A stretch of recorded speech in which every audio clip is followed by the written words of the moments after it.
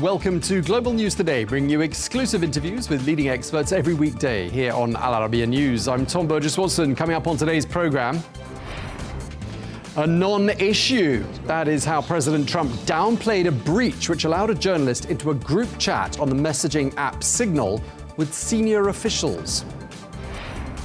After 12 hours of talks between Russian and American delegations in Riyadh, no deal emerges for a ceasefire in Ukraine, but there are hopes now of a maritime truce in the Black Sea.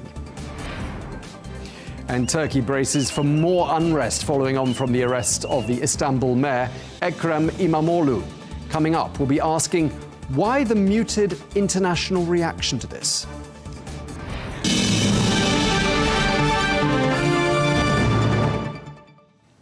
Hello and welcome to the program. Ukrainian and US officials have today been holding a second round of talks in Riyadh. This comes the day after the US delegation held talks with Russia with the goal of paving the way for an end to the war in Ukraine. Well, one of the outcomes of the dialogue, both the Russians and the Ukrainians appear to have agreed to avoid military strikes on vessels in the Black Sea. Well, Russia has described the peace talks as useful and said that the dialogue will continue. But all the while, the fighting continues. Ukraine says that Russia launched dozens of drones and a ballistic missile during a series of overnight attacks.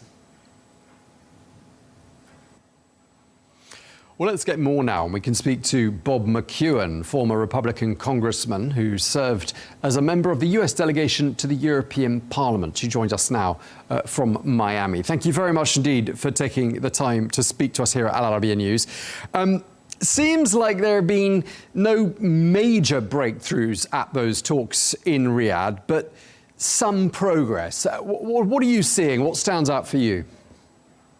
Well, this is upsetting to many of the diplomats because they like to talk, but when it comes down to actually making a decision, they really like to put that off for a decade or two. And so to have a businessman from New York that says, let's do this, okay, if we can't do everything, let's do these two things, let's move forward on these three or four, that goes against the grain of a comprehensive agreement. Remember, that's what was the decision as to whether or not to have the embassy in Jerusalem. That couldn't be decided for over 50 years because we needed a comprehensive agreement. And Donald Trump said, no, we can do this, let's just do these things. And so what we're seeing is piece by piece, he's putting together an agreement that hopefully will bring an end to a war. And every foreign ministry in the entire EU and every Secretary of State in both Canada and the United collectively, they never even bothered in 3.5 years to pick up the phone and talk to Putin. So we can see that there'll be some frustrations along the line, but I call this progress. Okay, I mean, a few bits of information have sort of been drip-fed out of those talks in Riyadh. We understand that sanctions targeting Russian agriculture are now going to be lifted by the United States. It seems that there's going to be a maritime ceasefire in the Black Sea, although that's not 100% set in stone yet. I mean, it does sound, doesn't it, from that's yet more concessions to the Russian side. What's Ukraine getting in return? Anything? Well, one of the things that they can get in return is our desire is to bring peace and survival. And at the rate that we're going, the idea, this is like a fourth grade agreement, as much as it takes for as long as it takes. That is not a strategy for a war. That is a strategy for the annihilation of people. And of course, we all understand and believe that Putin would have never done this had he not been assured 3 different times when he put 30,000, 60,000, and 90,000 troops on the border of Ukraine. And finally, when asked what the United States response would be, Mr. Biden said, well, it depends on the extent of the excursion. And the understanding was that Russia would be in Kiev in 3 days and it would all be over. That's what preempted this situation. Well, now the United States is committed to having a long-term permanent relationship and making it abundantly clear to Russia that Ukraine is going to survive. Now, in the process of having gone through this, there's going to be a compromise on certain parts of territory. And to think that we can just press a button and go back to the way it was before the Democrats took control in 2021, that probably isn't going to happen. There'll be disappointments on both sides, not the least of which will be the Russians. But it's essential for all of us to begin to get all of us working together rather than this triad of Russia, China, and Iran that is a threat to the Middle East and a threat to Europe and the United States.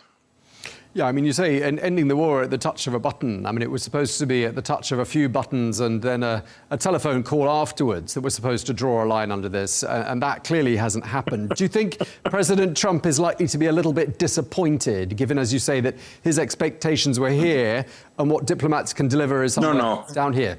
No, Tom, what he thinks and what he sells are not necessarily completely congruous. He knew it was going to be tough, but he needed to convince people that it could be done. And as I mentioned to you, all of the striped pants, pink shirt bedwetters couldn't collectively come up with a solution to this thing. And so he said, piece of cake, we can do it, which of course they ridiculed. But in the process of it, he picked up the phone and Putin says, yeah, I want out of this. And they're systematically walking through it. And I think that this definitely isn't going to last another year, whereas had he not been involved, it could last another decade. I mean, the Trump administration is seen as being a lot more sympathetic to Russia than the previous administration. Do you think that's helping in terms of bringing about a resolution to this? And if so, I mean, how's it bearing fruit? Well, that's a powerful and insightful and important question. I served on the Intelligence Committee, and one of the things that I learned is that the subterranean sub-state is able to create a scenario that they wish to see created. That is, that these people who think that they're reporters, now many of them are just straight out operatives, but many of these, quote, reporters, unquote, have their experts, the people that they go to for insights at the EU, in Brussels or in London or wherever. And they say, well, you know, what you need to understand that behind the scenes, this is what's going on. And that is a scenario that is coordinated among the intelligence services.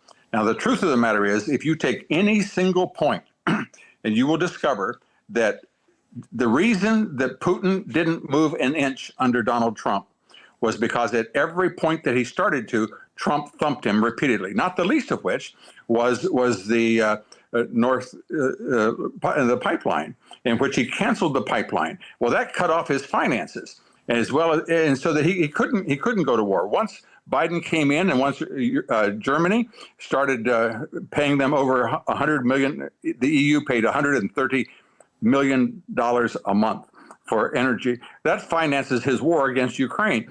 So in all of these things, we can go on with other examples, that in the process, the friendship, the ease with which Putin has operated under the Democrats is significantly more open than it was under than it was under Trump. Trump was very forceful against Putin. Putin knows it and he respects it. And so this idea that somehow or another he's a Putin puppet is belied by any single reference, economic, military, or political. I mean, they're not just talking about Ukraine, are they, there in Saudi Arabia? I mean, the talks are now finished, but we understand, according to the Russian delegation, one of the key figures there, a seasoned diplomat by the name of Grigory Karasin, said, quote, "We're talking about everything. It was an intense dialogue, not easy, but very useful for us and the Americans. Lots of problems were discussed." I mean, aside from Ukraine, I mean, what sorts of issues do you think they're trying to sort of fix over those discussions? Well, everyone who is outside this axis, Russia, China, Iran, is in jeopardy when that alliance.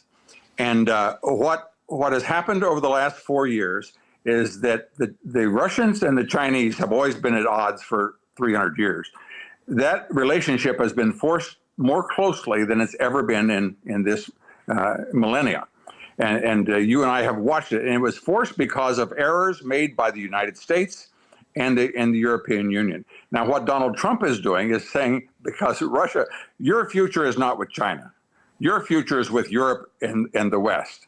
And by doing that, number one, and then cutting off the finances to Iran again, which is the source of financing the Houthis, the Hezbollah, the Hamas, and others. By doing those two things, he is putting things back to the way it was before the Democrats took power in 21. That is to break up that triad that's a threat to all of us. So at Riyadh, And I really appreciate what the Saudis have done here across the board in many instances. And hosting this, I think we're going to see tremendous progress. And if we can stop the killing, that has to be done. Trump ain't going to do anything with anybody in Russia until the shooting stops.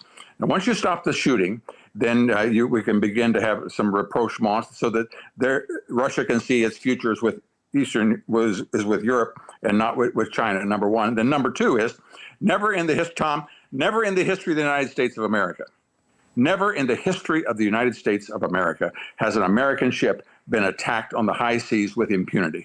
Never once until Joe Biden became president, and it happened 170 times by the Houthis in the Red Sea, such that the maintains of the shipping lanes around the world that are maintained by America since World War II, people had to go around Africa to avoid it. Now that has stopped, that will stop over the next couple of weeks as well.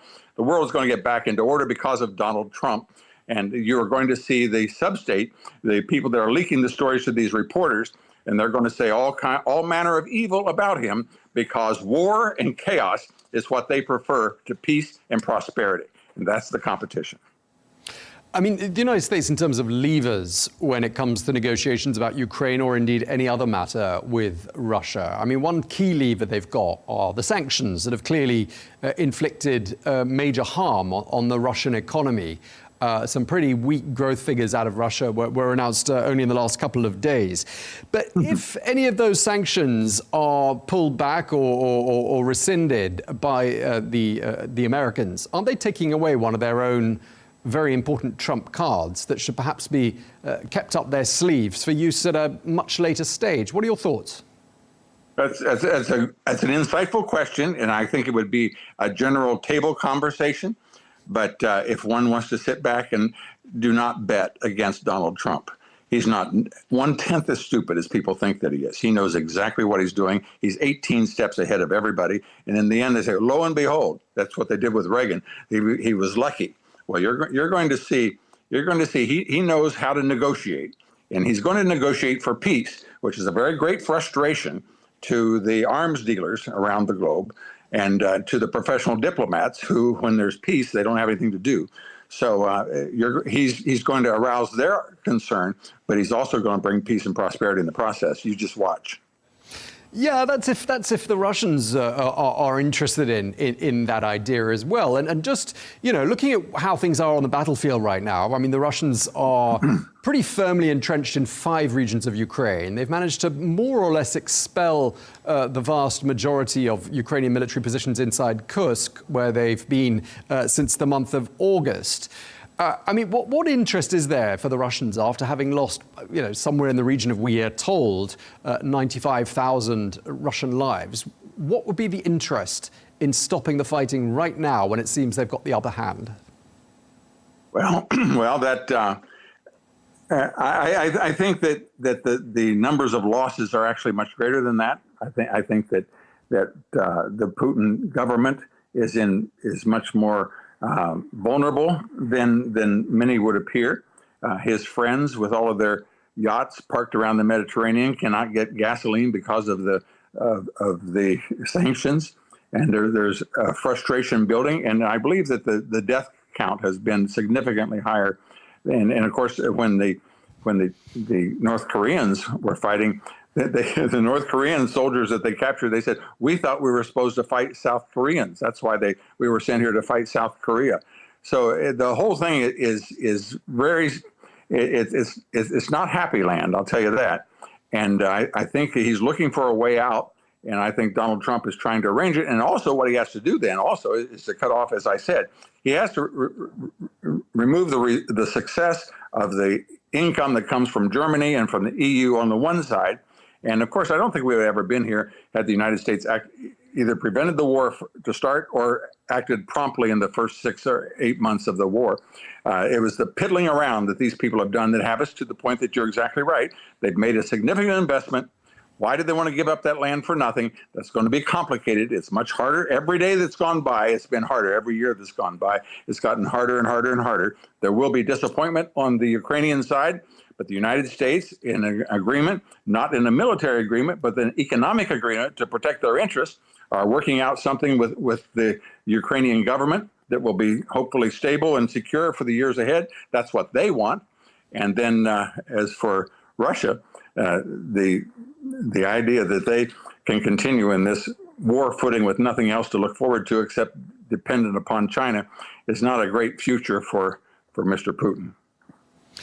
And just lastly, in terms of what's been happening at the negotiating table, we've talked mostly about what's been discussed between the Americans and the Russians. But today there was a second round of talks between the Ukrainians and the Americans. They obviously held a round of talks on Sunday as well, much longer talks. Today's talks were quite brief, we're told. Is there anything we should read into that? And do you think they have managed to sort of patch things up and mend fences? Oh, there's no question. If you read The Art of the Deal, there's a whole chapter on there comes a time when you got to get up and walk out. And pardon me. And Mr. Zelensky met with the Democrats, and they got him all ginned up that he could lecture Trump. And boy, that was a real mistake on his part. And so Mr. Trump showed him to the door and said, "That'll be fine. You come back when you're ready to talk." And only a matter of hours in which he called back and said, "Yes, I'm willing to talk." So, well, the deal that we were going to sign, let's get starting with that again. And so they begin to walk through it. So in the length of the messages there, Trump is the intermediary. And here's what, Tom, we always have to be cautious about. Regardless of what the agreement is, I can tell you, I don't know when it is, if it'll be in 3 weeks or 3 months, whenever it is, the professional striped pants, pink shirt diplomats are going to just be very, very dismissive of it because they didn't do it. And the fact that a businessman could get together with a couple and knows power. He knows people that are Putin. There are four things that make for a strong country: economic, military, political, and leadership. And the military in Russia is significantly weaker than it was, except for the nuclear power. Politically, there's not the level of support. Economically, as you know, it has a GDP the size of New York State, but it has strong leadership. That's why Putin is able to do his thing. So when you have somebody that comes across the table who has all the four necessary ingredients, such as the United States with proper leadership, and we haven't had proper leadership, that's why we're in this mess. But now that we have somebody that's with proper leadership, he's going to work this thing out, and I think it's going to be much, much, much better for Ukraine. Ukraine has been under an oligarchy of corruption, often coordinated out of Moscow, by the way, the last several leaders.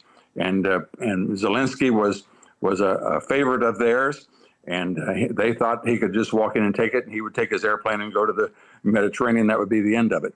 But the people of Ukraine, not the government, the people of Ukraine said, "No, sir, we're not giving up our land. We're not going to be Russians again." And they fought. And that upset the entire equation that the professional diplomats, primarily the Biden administration, they never thought that was going to happen. Then they didn't have any strategy to respond to it. And that's been the 3 years of death and destruction that we've encountered. That's what makes Putin that's what makes Trump so offended. He knows it didn't have to happen. And when it did happen, you didn't know what to do about it. And so now he's got to come in and mop it up. And there will be sadness and drawing the lines and doing the things, as you mentioned with the Black Sea. There's going to have to be accommodations that never would have been there had we had proper leadership. That tells every one of us that when we go to vote, we need to be very cautious about the leaders that we elect, because it takes a long time to clean up after a rotten leader. All right, we're going to have to leave it there. Thank you very much. A real pleasure talking to you. Bob McEwen, thank you very much indeed for your time. Thank you, Tom. Well, let's get more analysis now from Michael Carpenter, former US ambassador to the Organization for Security and Cooperation in Europe under President Biden. Ambassador Carpenter joins us now from Washington. Great to have you with us. You also served as the Deputy Assistant Secretary of Defense for Russia, Ukraine and Eurasia. So I'm sure you're keeping a very close eye on what's happening in Riyadh. It seems the US-Russia negotiations ended without a major breakthrough, but there have been some mini breakthroughs. Are we getting closer, do you think, to a broader ceasefire agreement? Well, unfortunately, I wish that were the case. I don't think that's what we're seeing. What we are seeing is a regeneration of talks that occurred roughly a year ago, where Ukraine was in talks through various intermediaries with Russia on elements of a Black Sea ceasefire. There were, in fact, previously there was a sort of a tacit agreement between Ukraine and Russia not to strike each other's critical energy infrastructure, and so that is now factoring as an issue in the conversation that's being mediated by the United States. And then, of course, Ukraine and Russia have long had various channels through which they have exchanged prisoners, and so that continues as well. So in those three areas of humanitarian exchanges, maritime ceasefire, and energy infrastructure ceasefire, or at least a moratorium on strikes of some sort, those are conversations that have been ongoing for more than a year, for several years, and are being regenerated. Now, I don't think that leads to a permanent ceasefire, because I don't think the fundamentals of this war have changed. And we can discuss that later, but I don't think this presages anything larger than what we've seen so far. I mean, clearly no major breakthrough, as I said before the question started, but some small steps. And isn't getting to the point that we have a major breakthrough about some of these mini breakthroughs collectively paving the way to that sort of broader, perhaps 30-day ceasefire and then a more lasting peace beyond that? Isn't that what this is all about, mini steps? Yeah, I think that is the strategy. I'm fully supportive of having some sort of a moratorium on strikes in the Black Sea to allow for commercial shipping, and especially for Ukrainian goods, agricultural goods, to be able to leave Ukrainian ports and go to various destinations around the world and feed hungry people. And then, of course, a moratorium on energy strikes would also be very positive. I don't think, however, that adds up to something bigger. So let me tell you why. Because look, the fundamentals of this war have not changed. Vladimir Putin wants to control Ukraine. He has always had that aim. He's been very clear about his objectives, and he has not moved one iota from his maximalist aims, which are to control the Crimean Peninsula, which he already controls, but to control it de jure, to also control in full the 4 regions of Ukraine that he currently partially controls, to ensure that Ukraine can never join NATO and that no NATO forces will deploy ever to Ukraine, and then to cap the size of the Ukrainian military over the long term by preventing its rearmament. Those are his conditions. He has not shifted from those conditions, and that amounts essentially to the capitulation of Ukraine. So I don't see how there is any space between the Ukrainian position and the Russian position where a deal can be struck, at least not in the near term. Yeah, and I mean, we were just speaking to our guests earlier on and discussing how perhaps that stems from the fact that Russia is doing, by all accounts, better on the battlefield than it has been for quite some time, and that there's presumably very little appetite to pull back at this stage.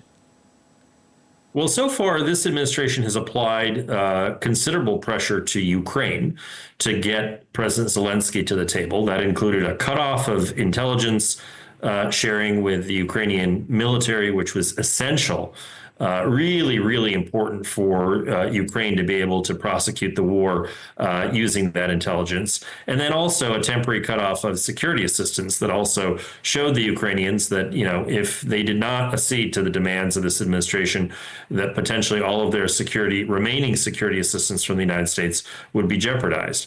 However, no such leverage has been applied to Russia. There were sanctions in place. There remains considerable sanctions in place from the European Union and from the United States, but nothing additional has been put on the table by the current U.S. administration to compel Vladimir Putin to negotiate in good faith. So in the absence of that, I don't see how Putin backs off from his maximalist aims. Yeah, indeed. And we're hearing, in fact, the opposite's happened. The sanctions targeting the Russian agricultural sector are reported to have been lifted. I mean, if that's the case, does it sound to you, because sanctions look like being one of the Trump administration's most powerful levers in these negotiations. Does it sound to you like they're using those levers in the best possible way in terms of achieving an outcome to these talks? Yeah, I think when you're using leverage in a negotiation, you want to show that you're able to ramp up that leverage as you enter into the negotiation. And then if the other party is to compromise and make good on some sort of either a temporary or more lasting ceasefire, then one would remove sanctions pressure as a sign of good faith to continue the negotiation. But to remove that pressure from the start will apply. So the pressure currently is being applied to the victim in this war, Ukraine, while the aggressor, Russia, which has invaded Ukraine and has instituted a filtration camp system with egregious torture and just brutal interrogation methods, essentially trying to wipe out Ukrainian identity, is sort of given a pass and is, and as you say, the agricultural sanctions, the lifting of those, or at least the partial lifting of those that has been announced, removes some of that leverage and pressure on Moscow. So, if anything, the causation is running in the reverse direction from where you would expect it to be. Do you think the American delegation goes back to the United States with just enough to show for their efforts there in Riyadh, or do you think they're going back empty-handed? Well, I think Ukraine, again, will be very happy to enter into an agreement that sees more humanitarian exchanges, that has a pause on strikes on commercial ships in the Black Sea, and that allows for its energy grid to be reconstituted and repaired over the coming months. Whether they can agree to Putin's maximalist aims, I think no Ukrainian leader could agree to that, not Zelensky, not anybody else. And so, again, I think the larger piece remains elusive. And obviously, you know Europe well, having your previous job, as we were saying, as we brought you into the conversation, was former ambassador to the Organization for Security and Cooperation in Europe under President Biden. I'd like to ask you whether you think Europe is being sufficiently listened to and involved in this process, or perhaps do you think they're right to be concerned that President Trump could be about to strike a deal with President Putin that undermines their security? Well, European leaders very much want to have a seat at the table. They are worried that any sort of an agreement without security guarantees could be violated the very next minute as soon as the ink is dry on the agreement. And so the Europeans want to be able to support Ukraine. They want to be able to provide that leverage and support, leverage on Russia and support for Ukraine. However, the Trump administration holds a lot of cards here in terms of security assistance, in terms of intelligence sharing. The United States has been the largest military supporter of Ukraine since the beginning of this full-scale invasion. And so it's going to be very difficult for the Europeans to find a way to have a meeting of the minds with this administration and to really be applying the same negotiating strategy to both sides of this war. Okay, well, we're going to have to leave it there because we're out of time, but it's been a real pleasure speaking to you. Ambassador Michael Carpenter, thank you very much indeed for your time. Thank you.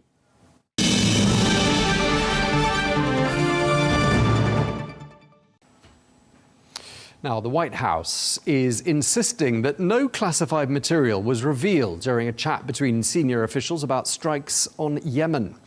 Well, the editor-in-chief of The Atlantic, Jeffrey Goldberg, revealed in an article that U.S. national security leaders, amongst them the U.S. Secretary of State Marco Rubio, the Defense Secretary Pete Hegseth, and the Vice President J.D. Vance, had inadvertently included him on a group chat about upcoming military strikes in Yemen. Well, Goldberg says that in their exchange on the messaging service Signal, these high-level officials had laid out plans which included precise information about weapons packages, targets, and the timing of the attack. Well, in his article, Goldberg said he received a connection request on Signal on the 11th of March from a user with the name Mike Waltz, that's the National Security Advisor, but with no further explanation. Then on the 13th of March, he says he was added to a group chat also on Signal entitled Houthi PC small group. I received the attack plan from Pete Hegseth at 11:44 a.m. that Saturday, March 15th, and then saw the attack plan said that 1:45 p.m. Eastern time, that the first bombs would be dropping in Yemen. Until that moment, until that period elapsed, the 2-hour period between that text and the first bombs being dropped, I thought it was a hoax. But what I did know was that the obvious answer was that this is a real conversation of the national security leadership of the United States. Seemed improbable to me, because why would they do it on Signal? Jeffrey Goldberg from The Atlantic speaking there. Well, when asked about this at the White House on Monday afternoon, President Trump told reporters he'd heard nothing about it. But today, President Trump dismissed that whole group chat security leak as a glitch and a non-issue. I'm not a big fan of The Atlantic. To me, it's a magazine that's going out of business. I think it's not much of a magazine, but I know nothing about it. You're saying that they had what? They were using Signal to coordinate on sensitive materials and Having to do with what? Having to do with what? What were they talking about? with the Houthis. The Houthis? You mean the attack on the Houthis? Right. Well, it couldn't have been very effective, because the attack was very effective, I can tell you that. President Trump speaking there. Well, there have been calls for those involved in the security breach to resign. Ken Martin, the chair of the Democratic National Committee, called on Pete Hegseth to resign or be fired from his position as Defense Secretary. Well, earlier on, Hegseth referred to Goldberg, that's the editor of The Atlantic, as, quote, a guy who peddles in garbage. Talking about a deceitful and highly discredited so-called journalist who's made a profession of peddling hoaxes time and time again, to include the hoaxes of Russia, Russia, Russia, or the fine people on both sides hoax, or suckers and losers hoax. So this is the guy that peddles in garbage. This is what he does. I would love to comment on the Houthi campaign because of the skill and courage of our troops. Pete Hegseth speaking there. Well, to discuss this issue with us, we're joined by Dennis Wilder, former Deputy Assistant Director of the CIA and Special Assistant to George W. Bush, who joins us from Washington. Thank you very much indeed for speaking to us. We're also joined by Sam Nunberg, former advisor to President Trump, who joins us from West Palm Beach in Florida. Thank you both very much indeed for taking the time to speak to us. Let me start with you, Dennis. War plans discussed there for military strikes in Yemen. Is this the sort of thing that high-ranking officials should be discussing on a forum like Signal? What are your thoughts? Well, let me just say that I was 36 years in the intelligence community, 6 years on the National Security Council. I have never in my experience ever heard of anything like this. White House Communications Agency builds exquisite systems that they install in our homes. They put SCIFs in our homes. These are classified areas for us to discuss operational matters, covert actions, war plans, whatever. The whole point is to have an exclusive U.S. government system fully maintained for these kinds of conversations. Why anybody would think that Signal, a commercial system that can be broken, would be an appropriate place to discuss such matters is beyond me. Okay, Sam, let me turn to you. We've got the Defense Secretary Pete Hegseth, the Vice President J.D. Vance, the Secretary of State Marco Rubio, John Ratcliffe, Director of the CIA, Tulsi Gabbard, discussing matters of state importance, of national security. Should they be doing it on Signal? Well, I'm not an expert, or like my co-panelist here, Dennis, on what they should or they shouldn't be doing in terms of that. What I would say is perhaps it's the most problematic that they added Jeffrey Goldberg, of all reporters, to this conversation. As Pete Hegseth said earlier, Jeffrey Goldberg has had extremely negative reporting on Donald Trump, reporting going back as early as 2020 with background sourcing. And if there was anybody else they would have included, I think that it would be less of the story. On the other hand, what you do see with the response from the White House is they're not defending per se that they use Signal, but what they are saying is focus on what this mission is. And the mission is bombing the Houthis. The mission is clearing the navigation lanes. The mission is making sure the commons of navigation, the commons of trade are open. And that is a responsibility of the United States. And that is something that was abdicated under the previous administration. I'll shortly say that I would remind this audience, and I'm sure Dennis remembers, that one of the first acts of the Biden administration was removing the Houthis from the terrorist watch list. And, this administration has inherited a very problematic national security scenario in that area of the world. And they are taking care of business there. So what I did see, and I wish I wasn't able to read this in the Atlantic, but what I did see was, and I did read the article, was decisive action taken. Was the president, was him having a coordinated a group. And let's just talk about who was in that group. I'm not defending that it was Signal, but one of the reasons that I feel that this administration has to feel that they have to go outside the norms of government is because of the way President Trump was treated by the national security apparatus in his previous administration, career people. So I would hope that there isn't a Signal group going forward on the Houthi attacks the Houthi defense operation by the United States. Okay, Dennis, let me turn back to you. I mean, President Trump calling this a glitch. He says it's not an issue, not a serious problem. What would you say to that? Well, first of all, I agree with my colleague that the Houthi strikes are entirely appropriate, necessary. They are terrorist. They are interrupting international commercial shipping. There is no reason to not prosecute conflict against them. In terms of what the president said, yes, this is a glitch. I would agree with him completely.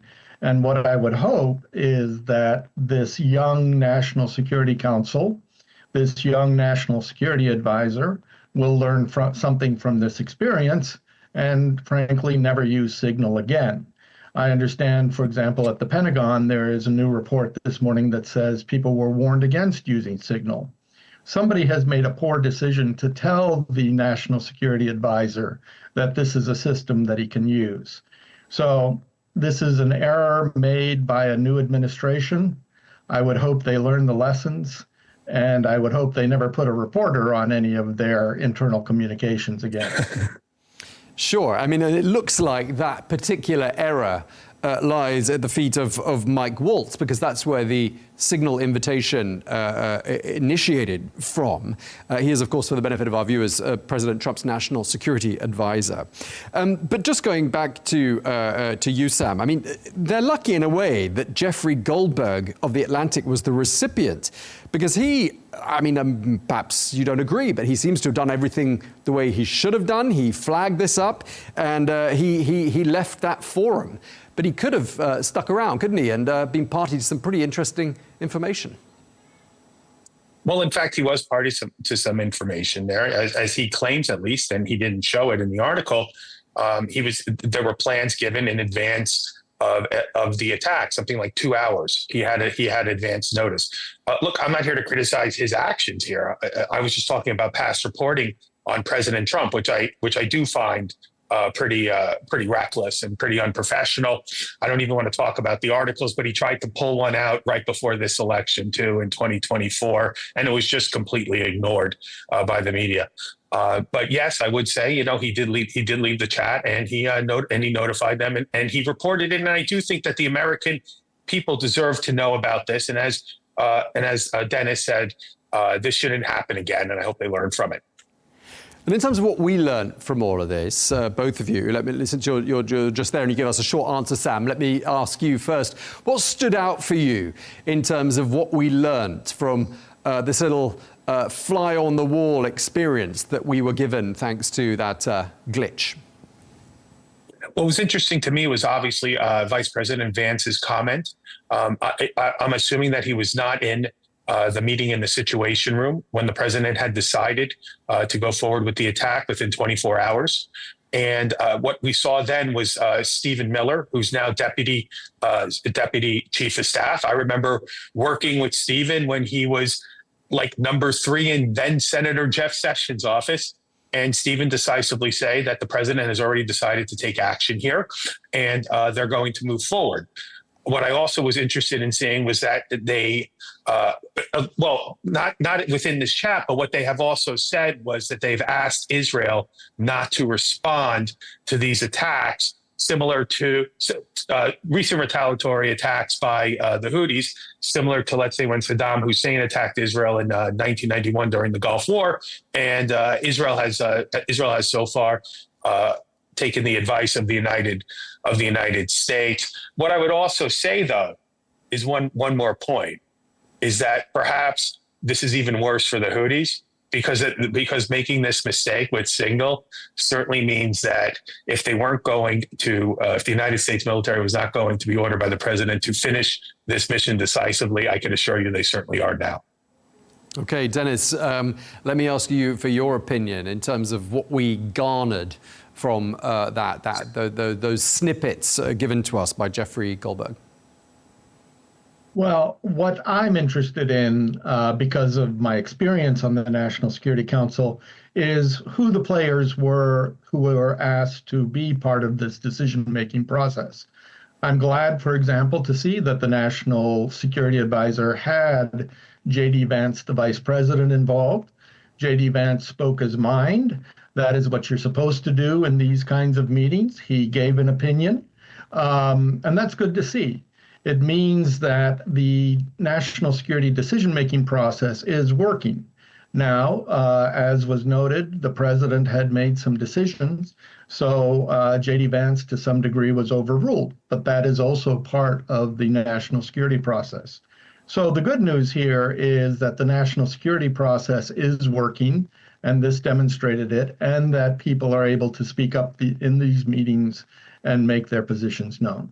Just lastly, Dennis, to you, just really quickly, if you will, should anyone be punished? Mm-hmm. If this was the work of a lower-level officer on the National Security Council and violated norms, absolutely. But I have no information yet to say who should be held accountable. Okay, we're out of time. I'm really sorry that it's been shorter than we'd like, but thank you very much for taking the time to speak to us. Dennis Wilder and Sam Nunberg, thank you very much indeed to both of you. A pleasure. Thanks.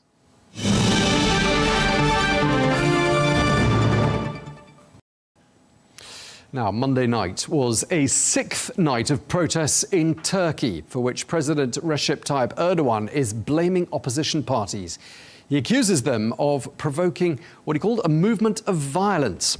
Well, the unrest began in Istanbul last Wednesday when the city's mayor, Ekrem İmamoğlu, that's President Erdoğan's main political rival, was detained on corruption charges.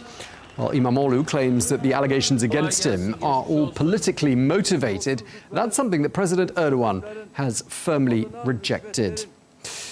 Well, let's get more now. We can speak to Sedef Kabas, who is a Turkish journalist who was herself jailed back in 2022 after reciting a Turkish proverb viewed as being insulting to President Erdoğan. She joins us now from Istanbul. Thank you very much indeed for taking the time to speak to us. I'd just like to start by asking you, what is your interpretation of what's been happening in Turkey during the course of these last 7 days? I would like to have a look at the starting point.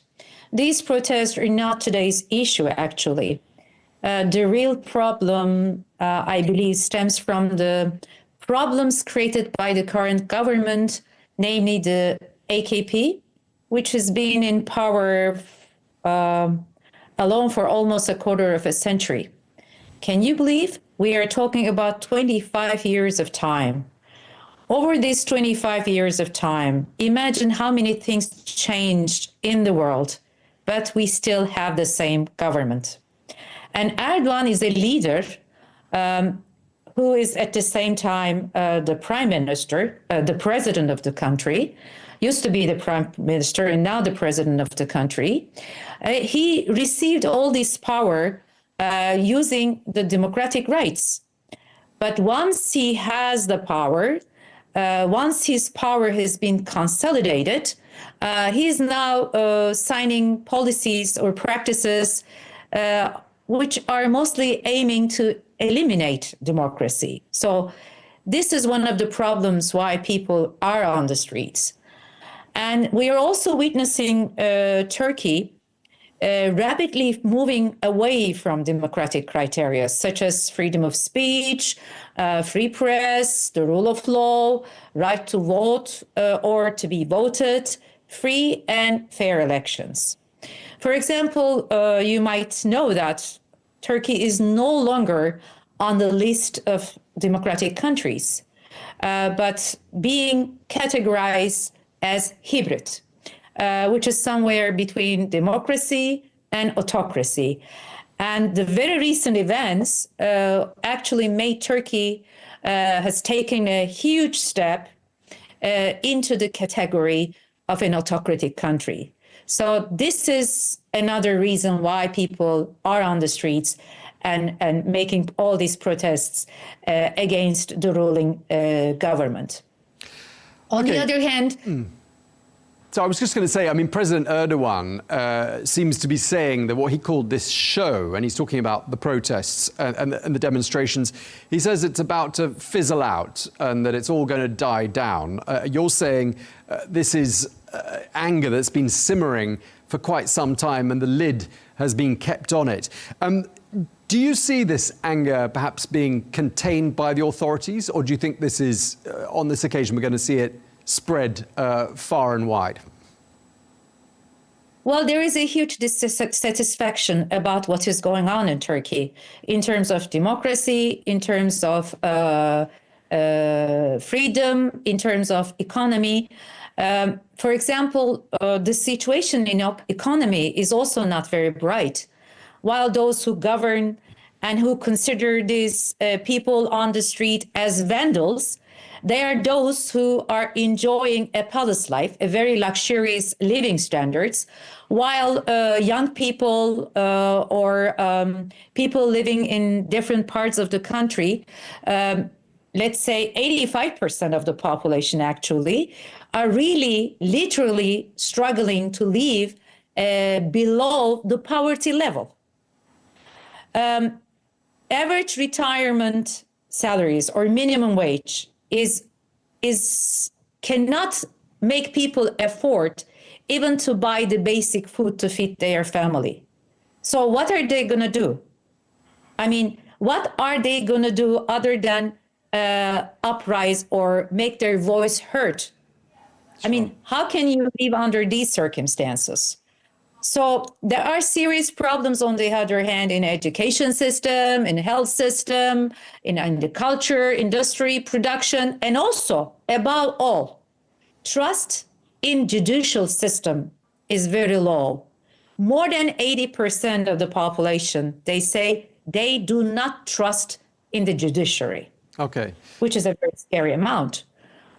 So what they're going to impose on the people, they say you just shut your mouth, stay at home, and just endure the policies that we are imposing on us. And this is just simply not acceptable. Okay, I mean, you're making it sound like this is about an awful lot more than just Ekrem İmamoğlu being jailed. But just turning our attention back to him as a person, I mean, is he really someone who is capable of beating President Erdoğan at the ballot box when there's another election? And does he have a political future? Well, İmamoğlu has destroyed the myth about Erdoğan, who's considered to be an undefeatable leader. This is not the case anymore. İmamoğlu defeated him 3 times. And this is a very difficult situation to digest for a leader who is in power for 25 years, as I said earlier. And for example, that's why when İmamoğlu was elected as the mayor of Istanbul Metropolitan Municipality, this first election, when he won against Erdoğan, you know what happened? The team of Erdoğan put a great pressure on the Supreme Electoral Board, and they had the elections cancelled. Imagine 16 million voters living in Istanbul had to vote once again. But what happened? The support to İmamoğlu increased unexpectedly in the second election. And last year, İmamoğlu won the third time against Erdoğan. So obviously, he is a political figure receiving support from all segments of the people, from east to west, from rural to urban, from young to elderly, from Turkish to Kurdish. There is a great support from all segments of the public towards İmamoğlu. So obviously, he turns up to be a great rival and a big threat for the palace regime, for Erdoğan. Therefore, these allegations against him, the timing is very ironic because they annulled his diploma, and they also opened this investigation against İmamoğlu right after he announced that he's going to be a candidate for the coming presidential elections. And just to pick up on that point, I mean, there isn't an election due, is there, until 2028? But are we looking here at someone Nobody knows. laying the groundwork perhaps for an early election? Yeah, but nobody knows. If a government loses the majority support, and also in the last election, which was the local elections took place last year, CHP, the main opposition party, was the first party who won the elections. And AKP is no longer the first party in the country. It's the second party. And ultimately, it's obvious that it's going to losing more and more support from the people. So in a way, the ruling government, or the palace regime, as some people refer to, is losing its legitimate ground. Therefore, why not the opposition call for early elections? Why not people ask for early elections? So that's why the people on the streets are calling for Erdoğan to resign. And do you think perhaps this could all backfire on President Erdoğan? I mean, he's someone who himself spent some time in prison. It seems like a lot of former prime ministers of Turkey also spent time in prison and then had a remarkable reversal of fortunes and came back onto the political scene with an additional platform. Do you think that's something that might happen now with İmamoğlu, that he'll come back, he'll make a comeback, and he'll come back stronger than he was before any of this happened? It's so interesting. Even after all this year, you're talking about Erdoğan being in prison, which is only 3 months. I was in a cell actually, for 2 months. And I just refuse to talk about it all the time. And he's using this as a political coin, all the time. So let's forget about it. He's in power for 25 years. He consolidated his power. He has a big control over judiciary, a big control over legislation, a big control on the media. And that's why we're calling it a one-man rule. And for sure, AKP, as I said earlier, and therefore Erdoğan, because also this is another argument. Is there an AKP anymore? Is it just one man who is Erdoğan? Because he has swollen his own party. People are mostly not voting for AKP, the party, but for Erdoğan, for this cult of his leadership. And for this recent rebels and the protests show us that the support for AKP is diminishing. So what happens? Turkey seems like at a verge of serious turning point. The government, since no longer represents the majority in the country, since it's the second party, and since its efforts to eliminate democracy are being responded with big protests, what happens? Most probably, Erdoğan and his party, AKP, will issue more policies to increase the suppression, oppression, bans, censorship, and violence over the people.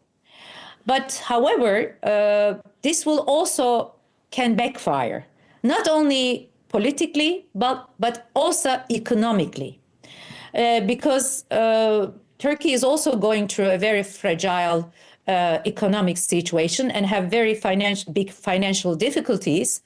So facing a greater economic crisis can also put AKP and Erdoğan in a more difficult situation. For example, the amount of dollars released to the market by the central bank from the treasury reserves in just 3 days, they say it was more than $25 billion, which is a big amount. So in a way, it's a tricky thing. Sure. On one hand, AKP will put more pressure on people so that they will shut up and implement more anti-democratic policies. But on the other hand, he will never be considered as a democratic country when he goes outside and asks for credits to, in a way, balance this economic crisis.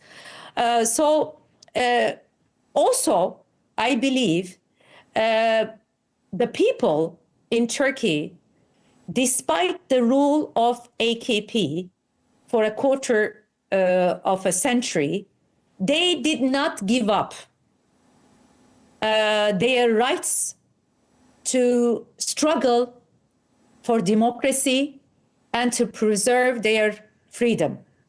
So in that respect, I believe these people on the street should receive some credits for that. Sure. So instead of referring them as vandals, I believe they are citizens who are aware of their rights and who have big concerns about Turkey's future. Okay, Sedef, I just want to, sorry to cut you short, I just want to ask you just lastly a question about the timing of all of this, because you mentioned the economy and clearly foreign investors are pretty spooked about what's been happening in Turkey. But on the other hand, what can the international community do? Because we're not hearing much condemnation from Europe. It seems the Europeans don't want to antagonize their NATO ally Turkey. They need Turkey for Ukraine. They need Turkey to help stabilize Syria. Do you think this is all part of the calculation as to why perhaps there is no recourse on the part of Western powers?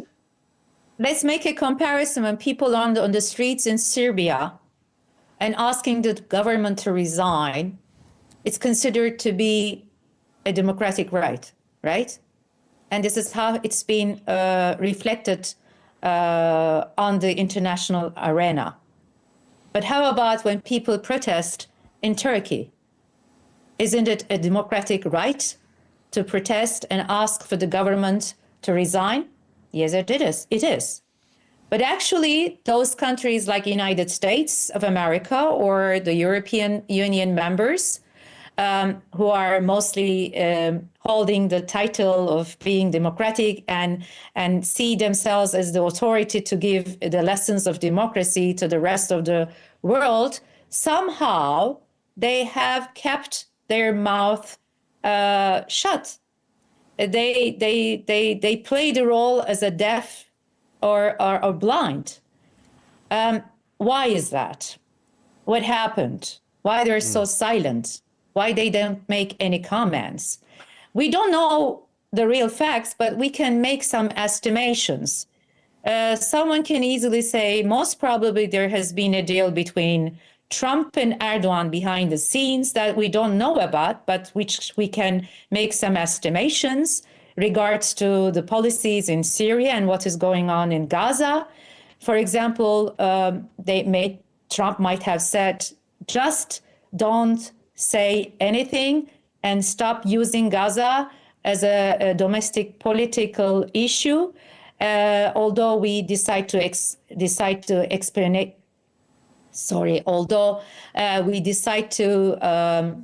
expel the people, the Palestinians from Gaza, okay?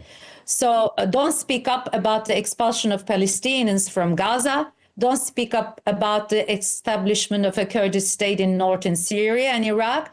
and in return will ignore or play the blind and the deaf role when you issue some anti-democratic practices or policies in the country. This might be a deal. We don't know.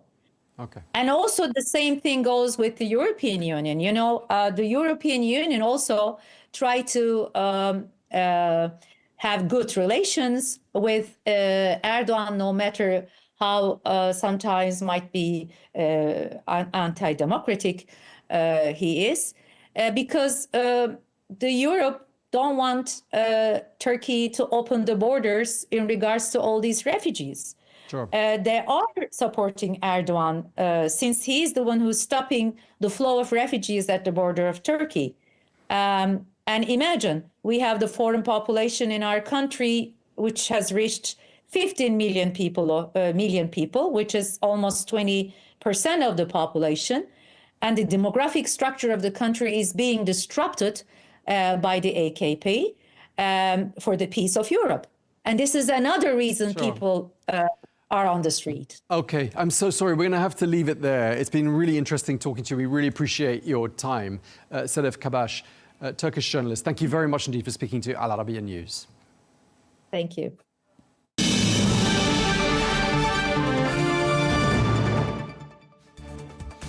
Well, that is all we have time for on Global News today. Thank you very much indeed for watching. Be sure to join us again tomorrow for more exclusive interviews. Until then, bye-bye.